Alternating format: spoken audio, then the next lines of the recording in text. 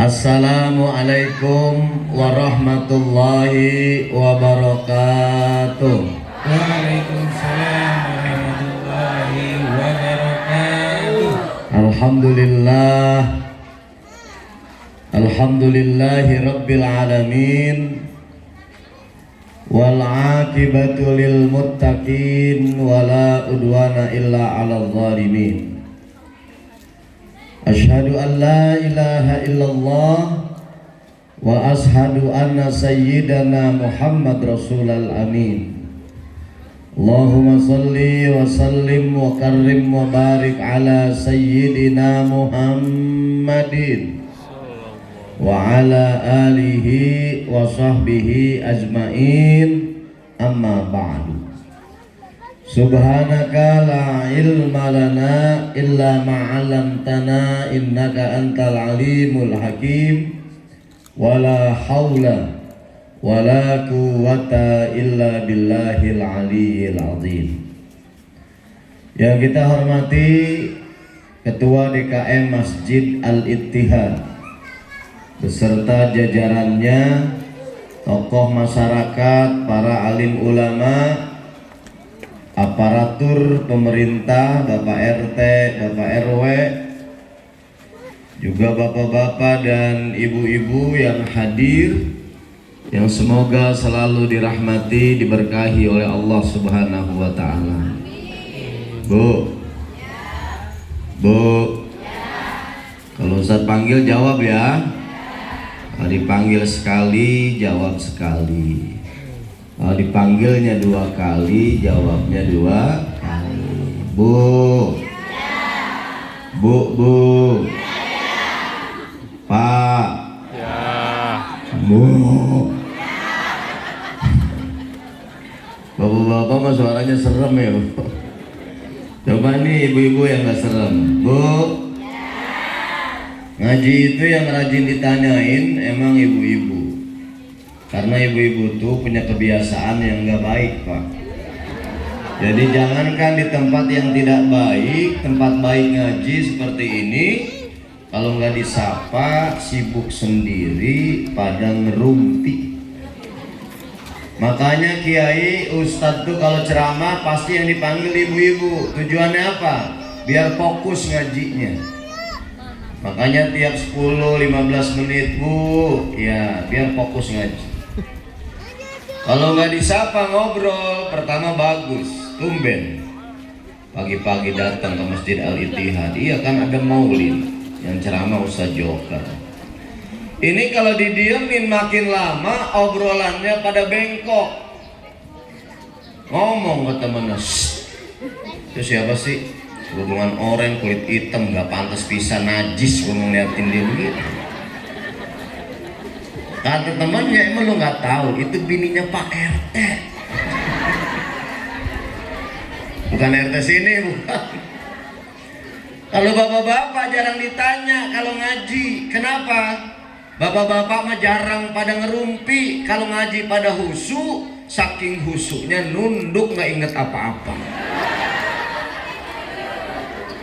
Kalau zaman dulu orang buka pengajian doanya begini, Allahumma ftah lana hikmataka wansur alaina min khazaini rahmatika ya arhamar rahimin. Karena jamaah banyak yang tidur, akhirnya kiai ngerubah doanya.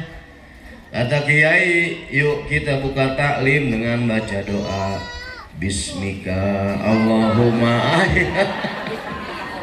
Itu aki-aki di pojokan Masjid Al-Ittihad husu sampai kedengaran dengkurannya. Makanya kalau ngaji jangan heran yang sering dipanggilin tuh ibu-ibu, biar fokus ngajinya. Ini maulid kita adakan bukan yang pertama kali. Sudah setiap tahun kita memperingati maulid dari surau ke surau, dari masjid ke masjid, dari desa sampai ke kota. Tujuan dari maulid agar kita senantiasa cinta kepada Allah dan cinta kepada Rasulullah Sallallahu Alaihi Wasallam. Bu. Assalamualaikum. Salam. Ustadz tanya. Wih, Ustadz mau diterkam nih. Ya. Bukan direkam, diterkam. Live ya. Ustadz mau nanya sama ibu. Ibu cinta nggak sama Nabi? Biar kompak. Cinta nggak sama Nabi? Pernah lihat wajah Nabi? Belum. Pernah nggak dengar suara Nabi? Belum. Pernah nggak sentuhan kulit kita dengan kulit Nabi? Belum. Ini namanya cinta luar biasa. Nikmat Allah yang amat besar bagi kita yang hidup di akhir zaman, nggak pernah ketemu dengan Nabi, tapi hati kita cinta kepada Nabi. Biasanya orang jatuh cinta tuh dari mata turun hati. Dilihat-lihat, dipandang-pandang, diingat-ingat, kemudian jatuh cinta. Kita sama Nabi belum pernah lihat wajahnya, belum pernah dengar suaranya, belum pernah sentuhan kulit kita dengan kulitnya, tapi kita cinta. Ini nikmat Allah yang luar biasa. Itu berkat buat saya, Bu. Hah? Buat saya bukan? Buat saya langsung ke mobil saya. Saya tahu di sini disiapin parcel gede ya.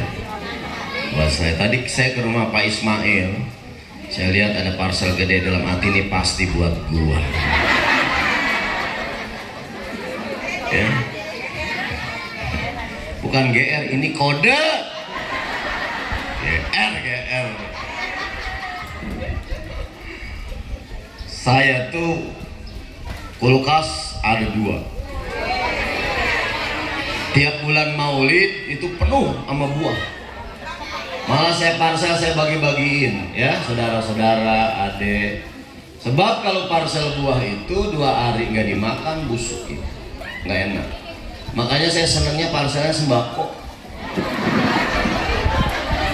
Di sini kalau udah terlanjur beli buah, nggak jauh, Alfa nggak jauh. Lu tawa aja loh.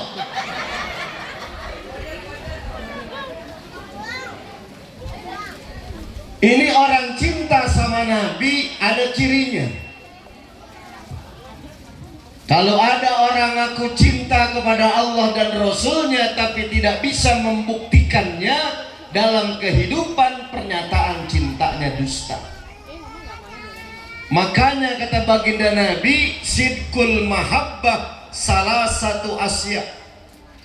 Bukti cinta itu ada 3. Ada berapa? 3. Ada berapa? 3. Ini pulang biar bawa oleh-oleh. Oleh-oleh ilmu yang manfaat, bukan pulang cuma bawa berkat. Ya. Yang pertama kata Nabi, ayyah taro kalama habibihi ala kalami ghairihi. Dia lebih memilih perkataan kekasihnya daripada perkataan yang lainnya. Kalau ibu bapak ngaku cinta kepada Allah, kalamullah, perkataan Allah, Al-Quran harus sering kita baca. Coba saya tanya sama bapak ibu yang hadir, pernahkah satu hari kita tidak baca Al-Quran? Bukan pernah, Ustaz, sering gitu. Pernah nggak satu hari kita tidak baca Al-Quran? Sering. Kalau ngaku cinta baca Al-Quran, kenapa? Risalatul hub minallah, surat cinta yang datangnya dari Allah, Al-Quran. Saya tahadus binikmah tiap hari baca Quran. Habis tahajud menjelang subuh yang dibaca Ar-Rahman, Waqiah, Al-Muluk, Al-Mujammil, Al-Qadar. Ini dibaca menjelang subuh. Ini tiap hari. Kenapa? Karena agar connecting terus kepada Allah. Jangan sampai satu hari kita tidak membaca Al-Quran. Bahkan kita prihatin Al-Quran di rumah kita banyak yang berdebu, saking tidak pernah disentuh oleh yang punya rumah itu. Sekarang ada Ustaz di handphone, bagus. Mana-mana pakai handphone, handphonenya ada Al-Quran, silahkan dibaca. Yang penting jangan sampai kita melupakan Al-Quran. Kalau Ramadan mah kita berlomba-lomba menghatamkan Al-Quran, tapi selepas Ramadan goodbye Al-Quran. Tapi orang Cimanggis mah nggak kayak gitu. Saya tahu ini muka-muka yang hafal Quran. Ini muka-muka hafal Quran sampai 40 juz. Aduh. Muka Quran mah 30 juz, Ustaz. Itu 10-nya lagi juz melon, juz jambu, juz mangga. Ibu kalau punya anak sampai hafal Quran, berbahagialah orang tua ketika anaknya sampai hafal Al-Quran. Kenapa? Karena di akhirat nanti anak kita berdiri di tepi telaga Kausar dalam surga sambil membawa mahkota yang akan dipakaikan kepada kedua orang tuanya. Senang apa enggak? Senang. Bahkan kata Nabi, anak yang hafal Quran, orang-orang yang sampai hafal Al-Quran disebut ahlullah, keluarga Allah. Saking senangnya Allah terhadap orang yang punya concern dan perhatian terhadap Al-Quran. Anak kalau hafal Quran, ada orang hafal Quran mau jadi imam apa aja di masjid, siap. Imam 5 waktu, sholat wajib siap, sholat Jumat siap, Idul Fitri, Idul Adha siap, Taraweh yang rokaatnya banyak karena hafalan Qurannya banyak, insya Allah siap. Ada imam masjid hafalan Quran dikit, cuma alam nasroh sama alam taro. Kalau rokaat pertama alam nasroh, dapat dipastikan rokaat kedua alam. Kalau rokaat pertama alam taro, rokaat kedua pasti alam nasro. Kebenaran tuh kampung, warganya pada doyan judi. Kalau udah otak judi, apaan aja bisa dijadiin judi, termasuk imam sholat itu. Taruhan yuk, rokaat pertama gue pegang alam nasro. Lu pegang apa? Alam taro. Berapa duit? 300.000, 300.000. Taruhan itu. Imam sholat, Allahu Akbar. Ini semua makmum ikut takbir kecuali 2 yang taruhan kagak takbir. Imam baca Fatihah, Bismillahirrahmanirrahim, Alhamdulillah sampai ghairil maghdubi alaihim waladdallin. Makmum bilang amin. Ini 2 yang taruhan belum takbir juga malah main lihat-lihatan. Yuk siapa yang menang? Imam baca surat nih, Bismillahirrahmanirrahim. Itu yang taruhan gemeteran. Kalau menang 600.000. Alam, keluar keringet dingin itu. Alam taro, yang pegang alam taro langsung ngambil duit 600.000. Dia bilang, nih rokaat pertama alam taro, gua yang menang. Ternyata nih imam udah belajar ngaji, hafalannya banyak. Yang dibaca alam taro bukan Al-Fil, tapi surat Ibrahim. Kata imam gini, alam taro kaifa daraballahu masalan kalimatan thayyibah kasajaratin thayyibatin asluha sabitu wa far'uha fis sama. Ini 2 yang taruhan di belakang bingung. Dia bilang, ini siapa yang menang? Alam taro bukan, alam nasroh bukan. Dua-duanya lagi bingung. Akhirnya imam nengok ke belakang. Kata imam, kalau gini mah gua yang menang. Ternyata tuh imam bandar judi juga. Suek banget. Jadi kalau ngaku cinta, ciri yang pertama, jangan tinggalkan Al-Quran. Jangan sampai nanti di akhirat kita ditanya oleh Allah, cintakah kau kepadaku? Kata Allah, cinta. Pernahkah kau baca Al-Quran? Kalau nggak pernah baca Al-Quran, ini cintanya dianggap dusta oleh Allah Subhanahu wa Ta'ala. Mulai besok baca. Nggak bisa baca satu ain, satu juz tiap hari, dikit-dikit. Ibu kalau mau hatam 1 bulan, mau hatam Quran, bacanya tiap habis sholat 4 lembar. Habis subuh 4 lembar dibaca. Habis zuhur 4 lembar. 1 hari 5 kali sholat fardu, itu 1 hari 20 lembar. Kali 30, hatam Al-Quran 30 juz setiap bulan. Ustadz ribet kalau habis sholat 4 lembar. Udah selembar nggak apa-apa, selembar. Selembar juga ribet. 1 ain. 1 ain masih susah juga. 10 ayat tiap habis sholat. Masih susah juga Ustadz. Kerjaan saya banyak, nyuci baju, masak, mandiin anak, antar sekolah, belanja. Jadi kalau gitu baca Qur'annya setiap habis sholat 1 ayat. Gak apa-apa. Habis subuh, Bismillahirrahmanirrahim, Alif Lam Mim, Shadaqallahul Adzim, gitu. Habis zuhur lanjutin lagi, Bismillahirrahmanirrahim, Dzalikal kitabul la raiba fihi hudal lil muttaqin. Shadaqallahul Adzim. Hatam nggak? Hatam 2 tahun 6 bulan. Ya Bu. Jadi ini yang pertama.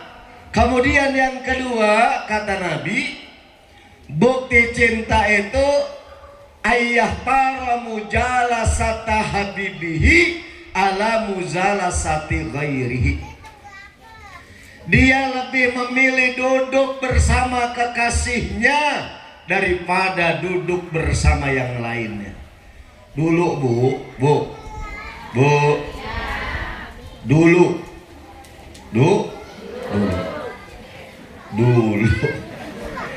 dulu nih sahabat Nabi duduk dengan Nabi sampai berlama-lama, itu betahnya luar biasa. Nabi dakwah di rumah Al-Arqam bin Abil Arqam ketika dakwah Syria dari duha sampai asar, itu 1 orang pun sahabatnya nggak ada yang keluar dari majelis Rasulullah. Kenapa? Karena mereka senang duduk sama dengan Rasul. Dia cinta kepada Rasulullah sehingga waktu tanpa terasa dia habiskan bersama orang yang dicintainya. Saya tanya sama orang sini, kalau ada kiai ceramah dari duha sampai asar, kira-kira jamaah pulang apa kagak? Pulang apa enggak? Bukan cuma pulang, itu kiainya diomongin. Sambil pulang dia bilang, tuh kiai nggak punya otak kali ya. Masa ceramah dari duha sampai asar nggak kelar-kelar? Apalagi zaman sekarang jadi penceramah itu serba salah. Dulu awal saya dakwah, ayat Quran, hadis Nabi, ayat Quran, hadis Nabi, padahal itu benar. Tapi ketika saya disuruh syuting di MNC, Sarapan Hati, dulu tandem sama Ustadz Cepot almarhum. Saya disuruh ada humor, ada jok-joknya. Makanya kemudian dinamain sama eksekutif produsernya Ustadz Joker. Jadi suruh ada joknya. Kata dia kalau ceramah lurus kayak gini, 1 hari gua bisa dapat Ustadz 20 yang model kayak gini. Kata dia gitu. Akhirnya karena tuntutan mau juga ya pakai ada humornya. Karena emang serba salah. Kalau ceramah zaman sekarang lurus baik, apalagi sama orang Cimanggis, ditinggalin atu-atu Pak. Ada pulang, sambil bawa pulang berkat, dia ngomong sama temennya, Ustadz gitu diundang, najis gua mah. Yang diundang lagi kayak gitu mah kagak lucu, begitu ngomongnya. Padahal mah humor lucu itu bukan tujuan dakwah. Biar senang aja duduk di majelis ilmu, tapi harus ada makna dan isi yang disampaikan. Dulu ada pulang atu-atu, anak muda depan kagak pulang Pak. Akhirnya yang ceramah udah bangga bener sama anak muda. Kelar ceramah dideketin. Ditanya nih anak muda, Tong, akhlak lu mulia banget, denger ceramah gua orang pada pulang, lu kagak pulang sampai kelar ceramah. Dia bilang, Pak Ustadz, saya gak pulang bukan karena akhlak mulia, tapi sejadah saya diinjak Ustadz. Kalau Ustadz gak injak, gua juga pulang dari tadi. Kata dia gitu. Jadi serba salah. Ya, kadang Ustadz yang ceramah gemuk diomongin, Ustadz gemuk banget kan, jarang puasa sunnah Senin Kemis itu. Ada yang ceramah Ustadz badannya kurus, diomongin, Ustadz kurus banget, kayaknya bininya galak itu mau begitu. Jadi ini sahabat Nabi senang duduk dengan Nabi Muhammad. Sekarang Nabi udah gak ada. 15 abad yang lalu sudah meninggalkan kita menghadap Allah. Bagaimana caranya agar kita senantiasa merasa dekat dengan Rasulullah? Ulama mengajarkan, duduklah di tempat yang dicintai Rasulullah. Mana? Nih, majelis maulid. Ini maulid, ibu bapak bukan jadi tamunya DKM Al-Ittihad. Ibu bapak yang hadir pagi ini bukan jadi tamunya panitia maulid, tapi kita semua menjadi tamunya Rasulullah Sallallahu Alaihi Wasallam. Di mana lagi? Di majelis ilmu Rasul suka. Di mana lagi? Di masjid sholat berjamaah. Ini Rasulullah cinta dan suka sholat berjamaah. Saya tanya sama bapak ibu yang hadir, adakah seorang kekasih yang tidak mau datang ke rumah kekasihnya? Ada apa enggak? Enggak ada, orang semuanya kepingin datang ke rumah kekasihnya. Ini Masjid Al-Ittihad adalah Baitullah, rumah Allah. Masjid Al-Ittihad adalah Baitur Rasulillah, rumahnya Rasulullah. Nabi lagi sakit ngomong ke istrinya Aisyah. Kata Nabi, ya Aisyah, antarkan aku ke rumahku. Padahal Nabi ngomong di rumahnya. Sehingga Aisyah bertanya kepada Rasulullah, alaysa hada baitukum ya Rasulullah? Bukankah ini rumahmu ya Rasulullah? Kata Nabi, la baiti al-masajid. Bukan, rumahku adalah masjid-masjid. Makanya kalau ngaku cinta sama Nabi tapi enggak mau sholat berjamaah ke masjid, cintanya dianggap dusta oleh Rasulullah. Bapak-bapak sholat jamaah ke masjid. Kalau ada bapak yang sholatnya rajin di rumah, itu namanya suami solehah. Besok beliin mukena warna pink. Ya bu, bu. Kalau ibu mah bagusnya di rumah sholatnya. Kalau mau ke masjid tidak dilarang, boleh. Tapi apabila suami ibu, ayah dari anak-anak ibu gemar sholat berjamaah ke masjid, walaupun ibu dan anak perempuan ibu sholat di rumah, tetap mendapatkan berkah Allah. Coba lihatin ayatnya, ya. Alladzi barakna haulahu minal masjidil harami ilal masjidil aqsa alladzi barakna haulahu. Ini orang yang gemar datang ke masjid, bukan hanya Masjidil Haram dan Masjidil Aqsa.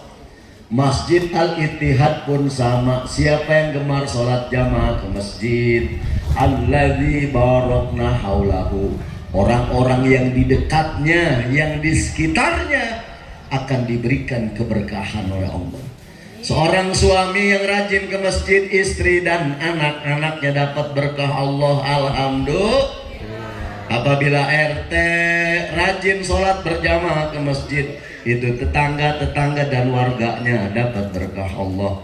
Bahkan sampai pucuk pimpinan di Indonesia, presiden yang gemar sholat berjamaah ke masjid, itu warganya jadi berkah Allah. Bahkan negaranya jadi baldatun thayyibatun wa rabbun Ghafur. ini kadang-kadang pada rajin ke masjidnya kalau pemilu doang. Bener? Bener apa benar? Kalau pemilu, pilkada itu dewan berbondong-bondong datangin masjid. Ya, santunan di masjid segala macam, kepingin ngambil suara jamaah masjid. Tapi lepas dari itu, selamat tinggal masjid. Makanya jangan lupain. Ini, saya tahu Bu, saya sering lewat sini. Kalau ke rumah Pak Lurah, lumayan saya lewatin sini Masjid Al-Ittihad. Ini Masya Allah nih, masjid ini kalau subuh jamaahnya Bu, sampai keluar-luar. Saking banyaknya di luar, di dalam sampai dikit saudara. Ya, kalau kemarin salat subuh 4 shop, habis maulid, berarti ini pengaruh maulid menjadi 10 shop. Jangan sholat subuh jamaahnya banyakkan tiang masjidnya daripada jamaah. Tiang masjid sampai 12, 15. Ini kadang jamaah subuh cuma 8, 6. Itu juga di atas 50 tahun. Karena memang sholat subuh jamaah itu kata Nabi yang bisa melakukannya illa min ibadihil mustofa, hamba yang dipilih oleh Allah. Kalau ibarat orang dagang kata Imam Al-Ghazali, sholat jamaah itu harganya, kemuliaannya beda-beda. Sholat maghrib itu tingkat kemuliaan paling rendah, ibarat orang jualan paling murah, sehingga banyak orang beli ketika sholat maghrib. Bocah sholat maghrib banyak, bocah banyak. Anak muda banyak apa enggak? Banyak. Orang tua banyak. Kenapa? Gampang orang beli, murah. Tapi yang paling mahal, yang enggak semua orang kuat beli, adalah sholat subuh berjamaah ke masjid. Jangankan orang yang rumahnya 1 kilo dari masjid, yang rumahnya 500 meter dari masjid, ini bahkan tinggal di pinggir masjid, tanpa pertolongan Allah sholat subuhnya nggak pernah ke masjid. Na'udzubillah nih. Rumah saya depannya masjid.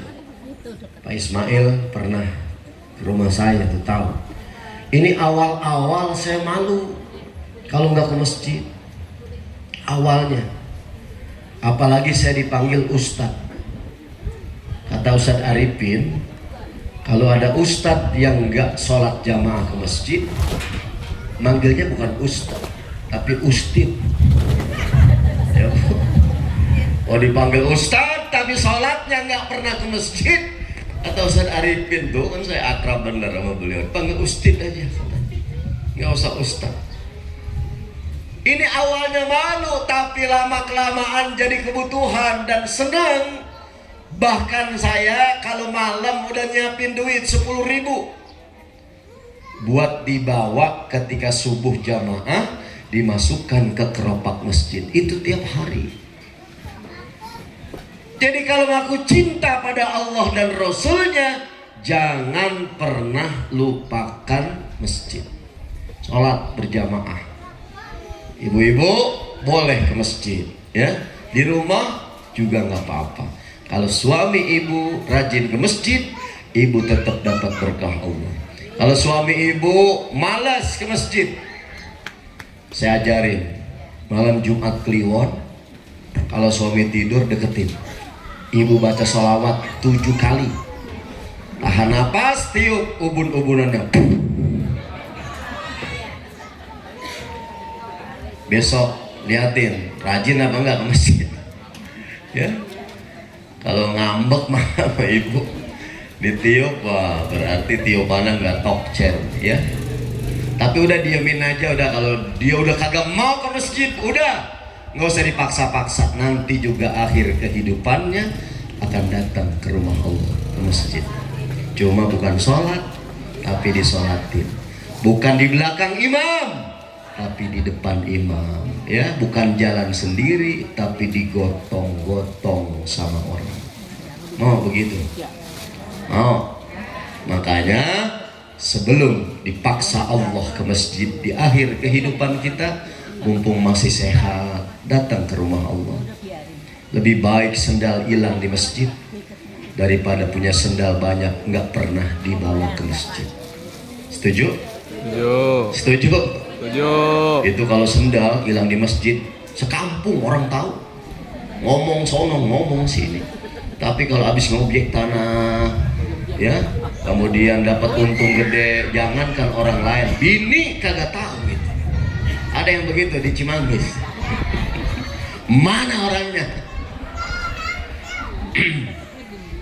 Terakhir, penceramah kalau udah ngomong terakhir, berarti udah selesai, ya. Terakhir, ceramah saya sejam, nggak usah lama-lama, sejam. Malah kemarin di Kopsudnas, Komando Operasi Udara Nasional di Mabes AU, bersama Marskal Madya Minggit Tribowo, Bintang 3. Itu suruhnya cuma 25 menit ceramah. Ustaz Joker 25 menit aja. Habis ini ada acara lagi, mau ada rapat kerja, ya. Saya bilang iya Pak Jenderal, siap. 25 menit. Tapi transportnya 10 juta. Di sini 1 jam Pak Ismail.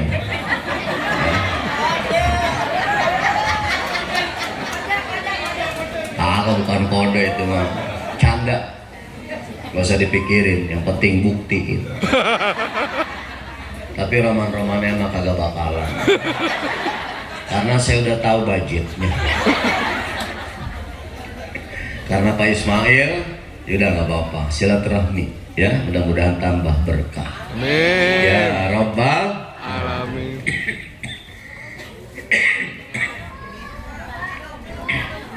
Minum. Saya kalau ceramah itu Bu, biasa di mana-mana dikasihnya susu. Ini air putih mulu kayak dukun. Ya, Bu. Terakhir, bukti cinta kata Nabi, ayah taro ridho habibihi ala ridho ghairihi. Dia lebih memilih keridoan kekasihnya daripada keridoan yang lainnya. Kita ngaku cinta kepada Allah, yang kita cari adalah ridho Allah. Ya butabuna fadlam minallahi waridwana. Yang dicari adalah keridoan Allah, bukan keridoan yang lain. Kalau seorang suami cari ridho Allah, dia akan jadi imam teladan dalam kehidupan rumah tangganya. Kalau seorang istri menjadi dan mencari ridho Allah, ini istri akan menjadi istri soleha. Insya Allah. Ini muka-mukanya kelihatan istri soleha. Amin. Kalau mukanya nggak kelihatan, jurik. Ini muka kelihatan, mukanya kelihatan semuanya istri soleha. Karena istri soleha tuh, ya kata Nabi, cirinya pertama di muka. Ciri istri soleha yang pertama tuh di muka. Iza nazarta sarratka, kalau dipandang suaminya mampu menyenangkan hati suami. Kan ada bini yang enak dilihat kalau tanggal muda doang. Kalau tanggung bulan, akhir bulan, itu bini mukanya udah kayak kukusan sama tai kucing. Kukusan monyong, tai kucing ya. Makanya dipandang suami nyenengin. Ini salah satu ciri istri soleha. Makanya dandan Bu, jangan cuma pergi ke pengajian doang pada dandan. Kadang-kadang ibu-ibu belah sono tuh, kalau arisan dan ke pengajian dan ke mall dan terusnya ngumpul sama sosialita dandan, nganter bocah sekolah. Tapi di rumah sama suaminya daster seminggu nggak ganti-ganti.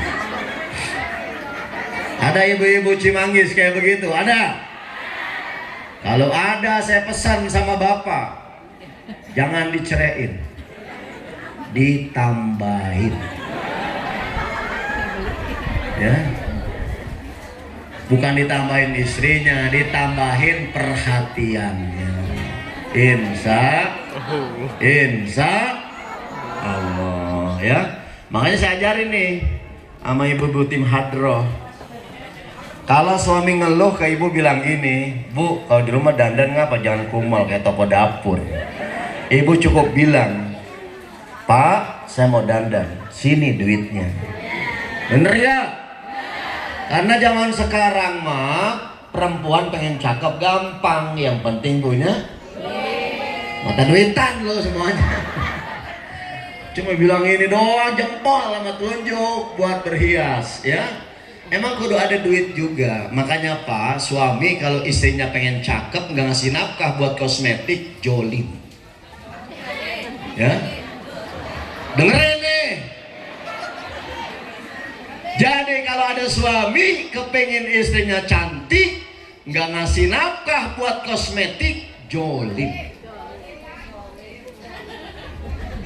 Sekarang mah perempuan pengen cakep gampang, yang penting punya duit. Zaman dulu perempuan mukanya hitam pengen putih susah. Sekarang mah gampang, bawa ke salon di facial. Facial standar murah cuma 160. Tahu. Ya lah bener. Kalau ibu ngambil paket krim malam, krim siang, itu mahalan 320. Ada yang mahalan lagi paket MS Glow 650. Oh. Kalau itu ibu krim malam dipakai malam, krim siang dipakai siang, rutin 1 bulan, insya Allah putih mukanya, hitam lehernya, belang. Ya Bu.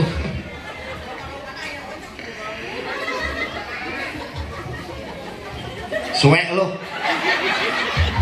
Masa saya dibilang kayak ayah ojak? Ya.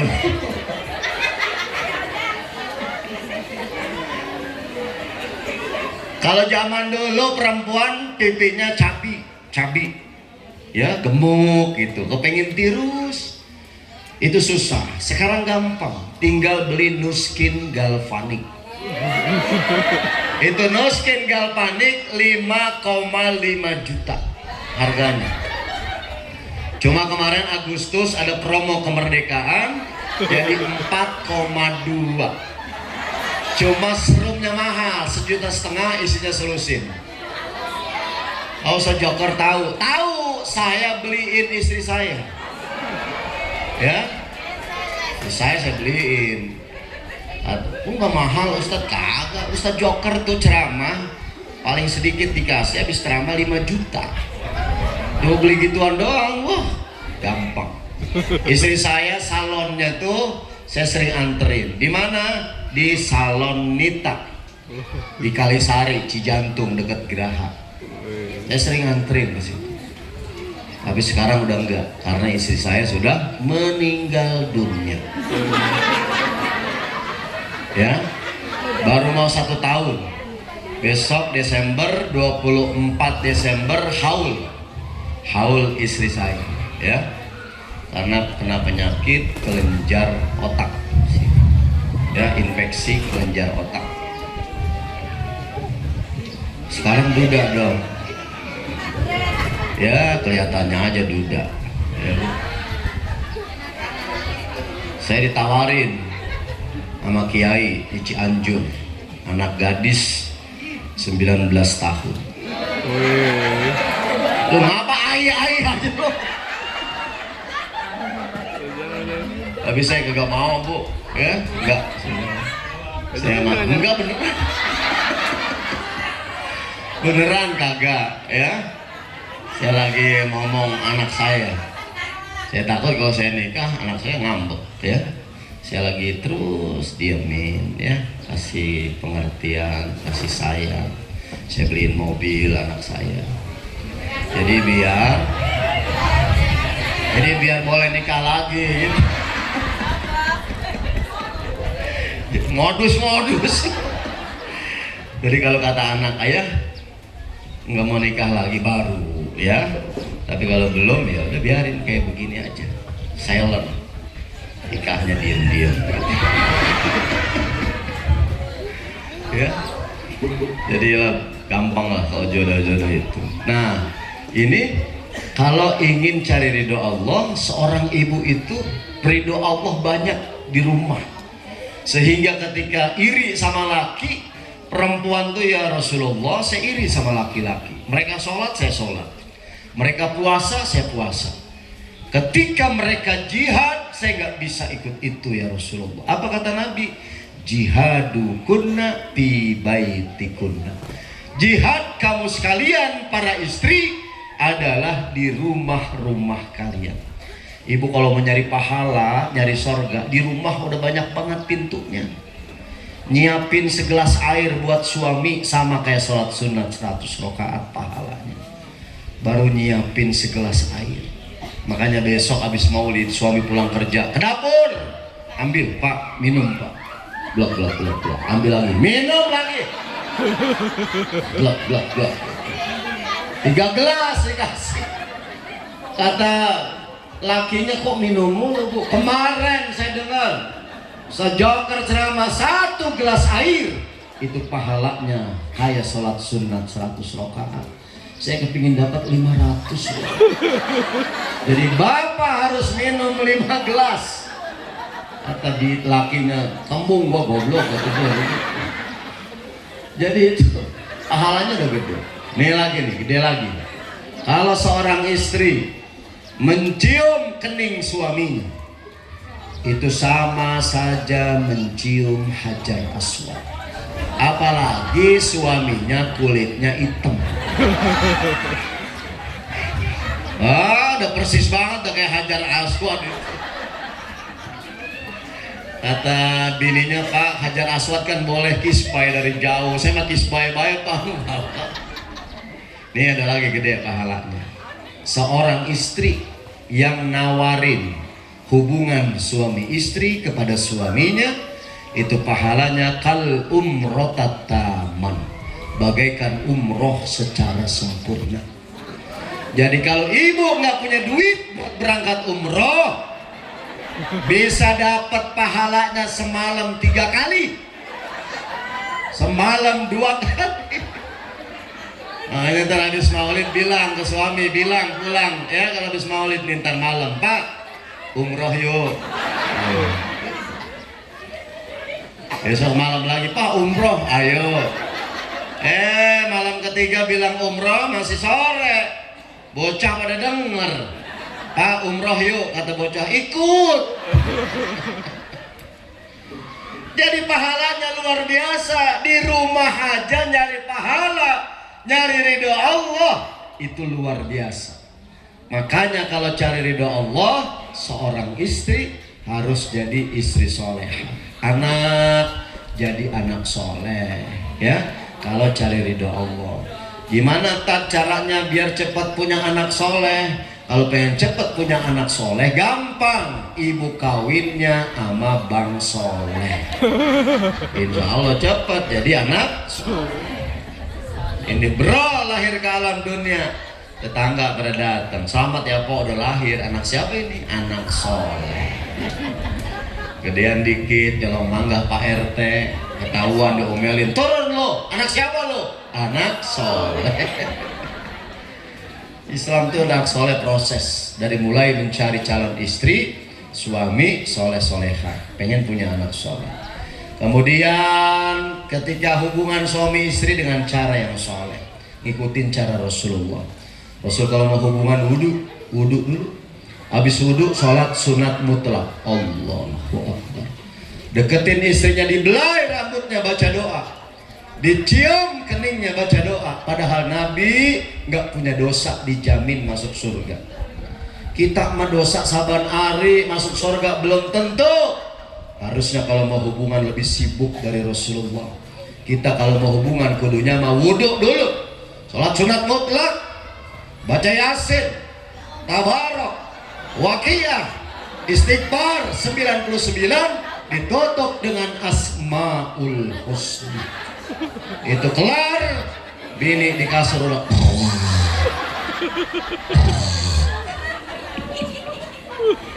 ya nggak gitu-gitu amat kali Tad. Iya, yang penting doa hubungan apa? Ini kadang udah punya anak 5, punya anak 4, doa hubungan suami istri nggak apa.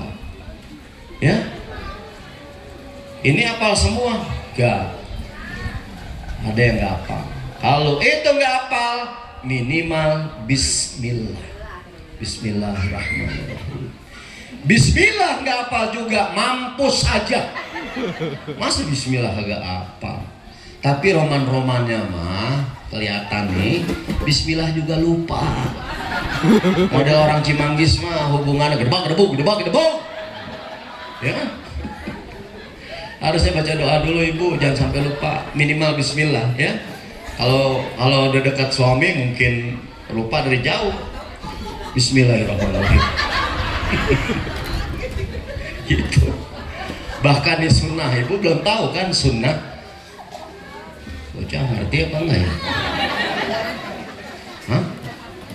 Enggak terusin lah. Buat agak bocah ya. Nanti kalau mau lanjutannya mau tahu, ngundang lagi bocah jangan diajak. Ya. Jadi itu kalau hubungan di puncak-puncaknya ya, seneng-senengnya. Namanya itu apa ya? Kalau bahasa naik el tobing gitu ya, klimak gitu ya, klimak itu boleh menyebut dan mengingat Allah, boleh takbir, boleh tasbih, subhanallah gitu, alhamdulillah. Itu boleh takbir, Allahu Akbar ya, daripada cuma mengerang doang. Boleh takbir, Allahu Akbar. Akhirnya tetangga datang, lu ajan apa po? Gitu. Boleh ya. Itu apa hikmahnya? Kalau lagi seneng aja dia ingat Allah, apalagi saat susah ya, itu boleh sunnah. Kalau ngaji tuh ya diukur lizen dah.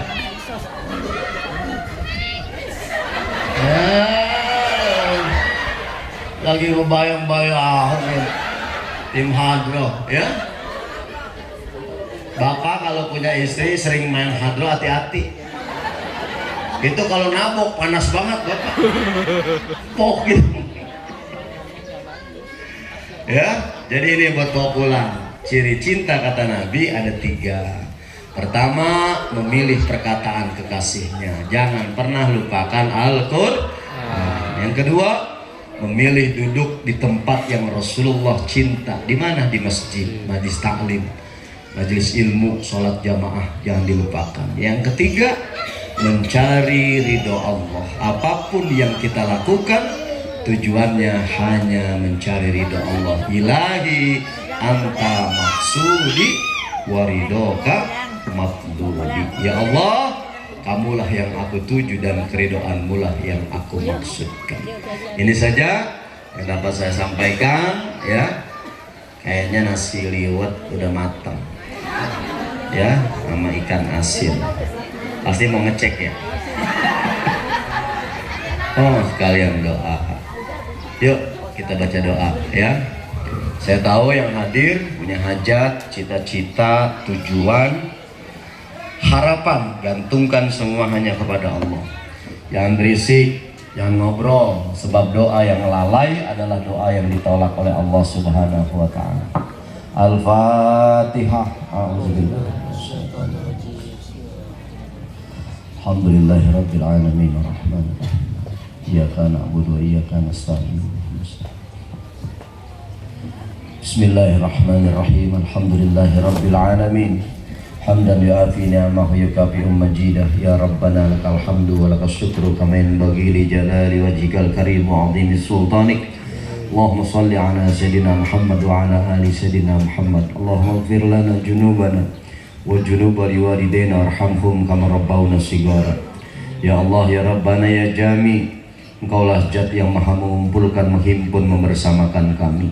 Kami sadar kami yang berkumpul pagi ini di Al-Ittihad bukan hamba-Mu yang terbaik, ya Allah. Kami hamba-Mu yang bergelimbangan salah, hilaf dan dosa. Tidak lagi dalam hitungan hari, bahkan setiap jam kami dosa kepadamu, ya Allah. Karena itu kami mohon kepadamu, ya Allah, ampuni seluruh dosa dan kesalahan kami, ya Allah. Ampuni seluruh dosa dan kesalahan ayah ibu kami, ya Allah. Ampuni seluruh dosa dan kesalahan kakek nenek kami, ya Allah. Kakak adik kami, paman bibi kami, kaum muslimin muslimat, mukminin mukminat, baik mereka yang masih hidup apalagi mereka yang sudah wafat. Ya Allah, ya Rabbana, ya Ghafur, Kaulah Zat yang maha mengampuni atas dosa kami. Dosa mata dari memandang yang tidak pantas, dosa telinga dari mendengar yang tidak Engkau ridhoi, dosa mulut dari berkata dusta, ghibah, membicarakan aib keburukan saudara kami, bahkan memfitnah. Dosa hati kami, barangkali di hati kami ada sifat sombong, takabur dan sum'ah. Dosa perut kami, barangkali ada makanan, minuman haram yang masuk ke dalam perut kami. Dosa kemaluan, ya Allah, barangkali di antara kami ada yang pernah berzina, ya Rabb. Satu hari berzina, 40 tahun tidak Kau terima amal ibadah kami. Ya Allah, ampuni dosa kaki kami melangkah ke tempat yang tidak Engkau ridhai. Atas dosa-dosa itu semua kami mohon kepadamu, ya Allah. Ampuni seluruh dosa dan kesalahan kami, ya Allah. Jangan pernah kami keluar dari maulid hari ini kecuali Kau telah ampuni dosa-dosa kami, ya Allah. Ya Allah, ya Rahman, ya Rahim, Kaulah Zat yang maha kasih, yang maha sayang. Kasihi sayangi ayah ibu kami, ya Allah. Ayah kami yang mencari nafkah, pergi pagi pulang petang, peras keringat, banting tulang, cari nafkah untuk kami, ya Allah. Bahkan ayah kami menghilangkan rasa malunya, pinjam uang sana sini untuk membiayai pendidikan kami, ya Allah. Dosa-dosanya ampuni, ya Allah. Kasihi sayangi ayah kami, ya Allah. Ya Allah, kasihi sayangi ibu kami, mengandung kami susah di atas kesusahan, melahirkan kami, mempertaruhkan hidup dan matinya, membesarkan kami tanpa pamrih, membersihkan kotoran kami tanpa keluh kesah. Bahkan ketika kami sakit, ibu kami ikut merasakan sakit dan tidak bisa tidur, ya Allah. Karena itu kami mohon sayangi ibu kami, ya Allah. Jika ayah ibu kami masih hidup, panjangkan usianya dalam sehat taat kepadamu. Jika ayah ibu kami sudah meninggal dunia, jadikan kuburnya taman dari taman surgamu, ya Allah. Kami rindu kepada ayah ibu kami, ya Allah. Jangan pernah pisahkan kami lagi, ya Rabb. Kumpulkan kami dengan ayah ibu kami dalam surgamu, ya Allah. Surga menjadi tidak indah jika Kau tidak pertemukan kami dengan ayah ibu kami dalam surgamu. Ya Allah, ya Rabbana, ya Muqtadir, Kaulah Zat yang maha menakdirkan. Takdirkan kehidupan kami jadi kehidupan yang barokah. Takdirkan rumah tangga kami sakinah, mawaddah, warahmah. Takdirkan anak cucu keturunan kami jadi anak cucu keturunan yang saleh dan salehah. Takdirkan anak cucu keturunan kami adalah anak-anak yang cinta kepadamu, ya Allah, dan cinta kepada Rasul-Mu, cinta kepada Al-Quran-Mu, ya Allah. Takdirkan, ya Allah, jika Kau wafatkan kami semua, wafatkan kami semua dalam keadaan husnul khatimah. Husnul khatimah, husnul khatimah. Rabbana hablana min azwajina wa dhurriyyatina qurrata a'yun waj'alna lil muttaqina imama. Rabbi ij'alni muqimas shalah wa min dzurriyyati rabbana wa taqabbal du'a. 3 kali sama-sama kita baca. Rabbana atina fid dunya hasanah wa fil akhirati hasanah wa qina adzabannar. Rabbana atina fid dunya hasanah wa fil akhirati hasanah wa qina adzabannar. Rabbana atina fid dunya hasanah wa fil akhirati hasanah wa qina adzabannar. Sallallahu ala sayyidina Muhammadin nabiyil ummi wa ala alihi wa sahbihi wa sallam. Bifadli subhana rabbika rabbil izzati amma yasifun wa salamun alal mursalin walhamdulillahi rabbil alamin. Taqabbalallah. Semoga doa kita dikabulkan Allah Subhanahu wa taala. Amin, amin. Mohon maaf atas segala kekurangan, terima kasih atas segala perhatian. Hadanallah wa iyyakum ajmain. Assalamualaikum warahmatullahi wabarakatuh. Waalaikumsalam warahmatullahi wabarakatuh. Berakhir sudah rangkaian acara peringatan kajian kali ini. Namun sebelum itu izin kepada Ustadz ada sesi foto dulu Ustadz. Nanti sesi fotonya kami atur. Sebelum itu dari